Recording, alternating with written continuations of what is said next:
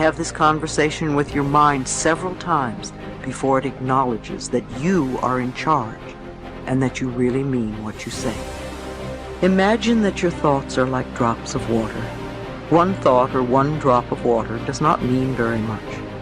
As you continue to repeat the same thoughts over and over, you first notice a stain on the carpet, then there's a little puddle, then a pond, and as these thoughts continue, they can become a lake and finally an ocean. What kind of ocean are you creating? One that is polluted and toxic and unfit to swim in? Or one that is crystal clear and blue and invites you to enjoy its refreshing waters? All of us have these bags of manure that we carry around with us, called our past. And the people who have done things to us and the events and the circumstances, all of this stuff that we use and we bond to. And we bond ourselves to these wounds of our past, and we identify ourselves on the basis of these wounds. And every once in a while we set it down and we reach in there and we smear it all over ourselves. And then we wonder, why does my life smell so bad? I don't understand this. Whatever you pay attention to will naturally grow, at least for you.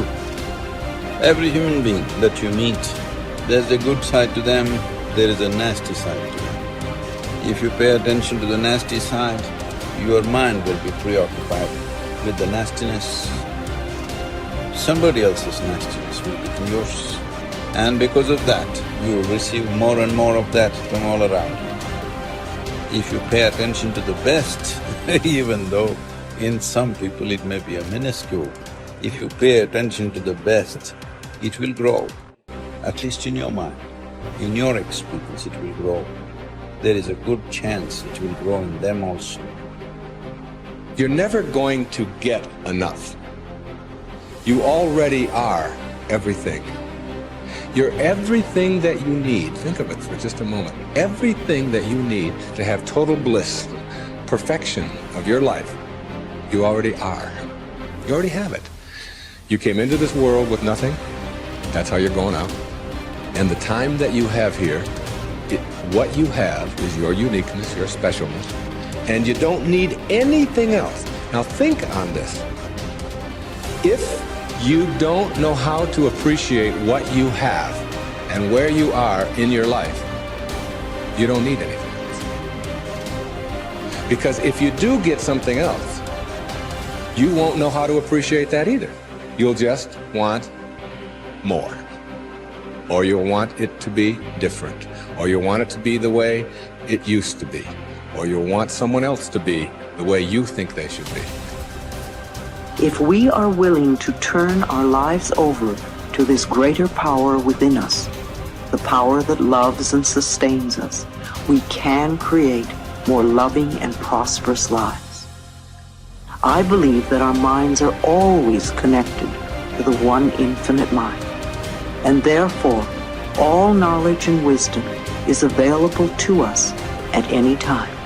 Nobody changes until they change their energy. When you change your energy, you change your life.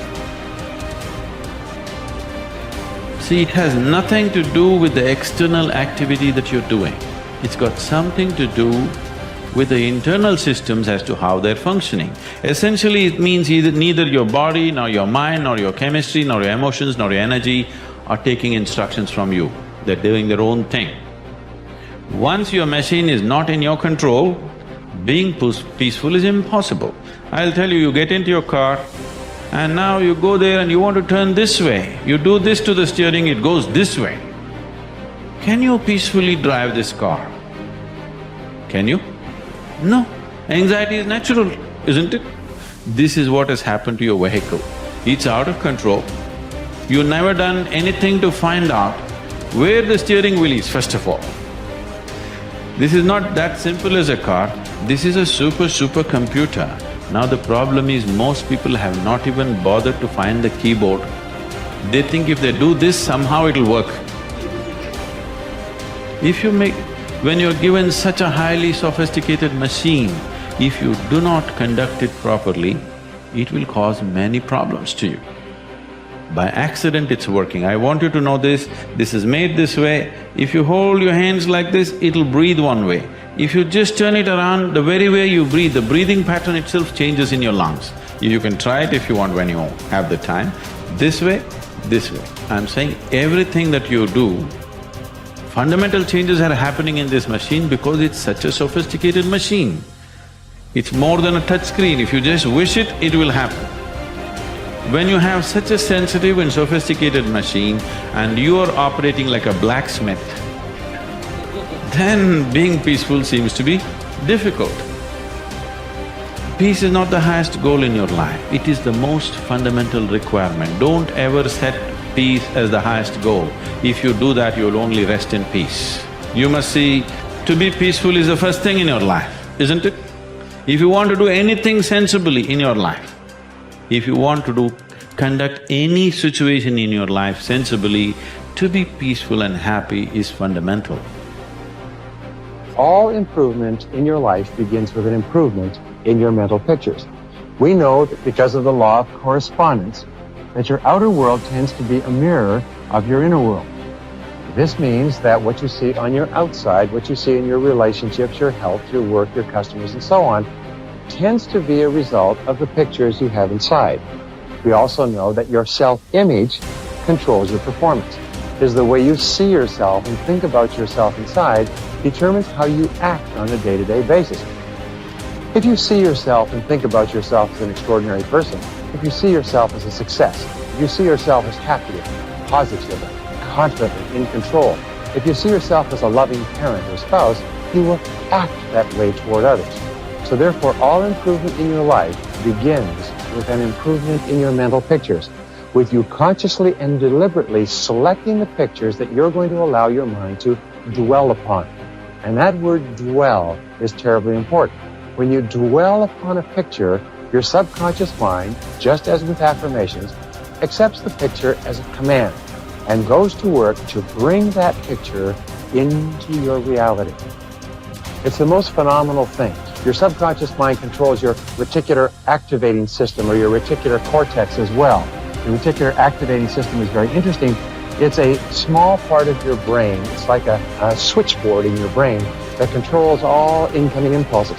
Let me give you an example. If you begin to tell your brain that you intend to be a great success in your field, that you are going to move to the top, that you're going to be one of the most esteemed people in what you do, if you're going to make a lot of money, whatever it happens to be, this is accepted as a command. The reticular cortex switches on all these switches, and from then on, you begin to see all kinds of possibilities that help you move toward achieving that goal. Why is it that successful people move so rapidly toward achieving their goals? It's very simple. It's because they're thinking all the time, and as a result of thinking about what they want, they see all kinds of opportunities around them to achieve them. The average person doesn't even see, because the average person is so worried about how little money they have and how much their bills are, all the problems are, and the more they think about those things, the more they get them. Men and women with clear values who are living their lives consistent with their highest aspirations are those who have a deep sense of self-confidence and well-being. We also said that the most important value you can have is the value of integrity. Integrity is the value that guarantees all the others. Having integrity means that you will not compromise on what you believe to be right in any area. Integrity is absolutely essential if you want to capitalize on your strength. It means more than anything looking at yourself honestly and making your decisions based on the fact that you are an extraordinary human being. Your feelings are very valuable clues to your choices and behavior. Your peace of mind and personal satisfaction is perhaps the most accurate guide you will ever have to doing what is right for you. To follow your heart, you don't necessarily need to make dramatic changes in your life or in your relationships.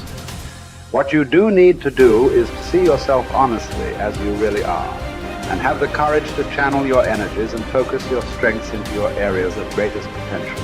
When you do this, you will soon realize that you have made one of the best decisions of your life. Each person has great strength and potentialities, and each person is put on this earth to harness those strengths and apply them to benefiting themselves and mankind. The life stories of the great men and women of history are usually stories of people who discovered their strengths and utilized them to the fullest degree. Churchill was a great statesman and orator. Florence Nightingale was a tremendous organizer. Florence Chadwick was an incredibly strong swimmer. Abraham Lincoln was a far-sighted and compassionate politician and president. Mother Teresa was a truly loving human being with an infinite capacity to care for and support the sick and dying people of Calcutta. Joe Montana was a quarterback with an incredible throwing arm with the Washington Redskins. All around you, you see men and women who have grabbed their major talents. You can do the same if you have the courage to follow your heart.